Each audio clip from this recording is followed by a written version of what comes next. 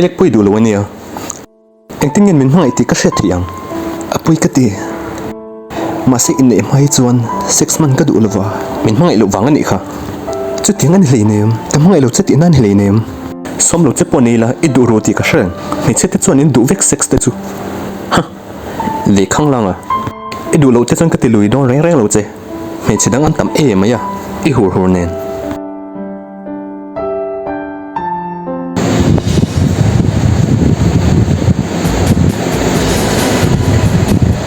Kimi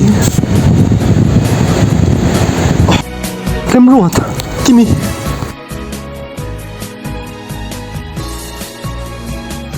em hoang cái này lâu nia cả có sự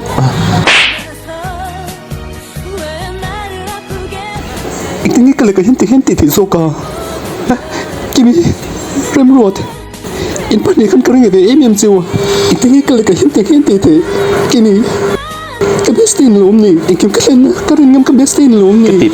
Cái thiệp mũi coi thiệp lù rục. Anh thấy ngay cái mấy人em tập này khá na, lúc kiếm mấy lúc phát sinh lên thì.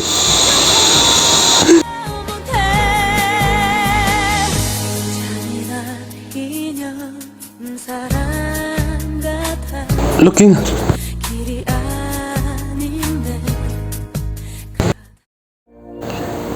Hello Kim. Kim mọ rem ruột à? Mania thiếu thằng khá, apoi cái tết rất, không ai mình ngay đâm thiêng em lệ, tuân mà anh ôm tuân lệ cả đôi nè, nè lo về, cái tuân nó sát thuốc to lòng, nè cái gì, cái tí số tiết chút cái gì lòng, ít trong cấm nó tắc tắc thế, hết tiếng dấu ra in phát sinh thế, cái tuân thì tốt hơn luôn nè, chú vang in. Kan pania kanin biak to lo hi traberin ka shria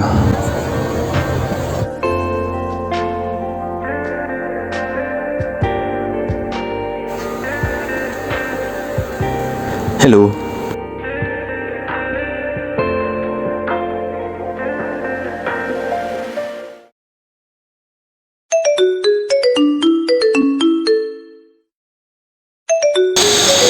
Hello Kim it's time oi nghe người ta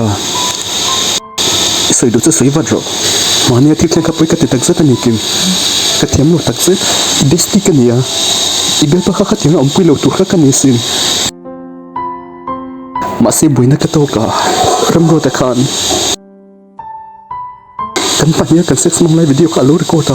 chú cái chuyện xuân thì vẫn là mình vò nghe cái lọc thông tắc rất là nhiều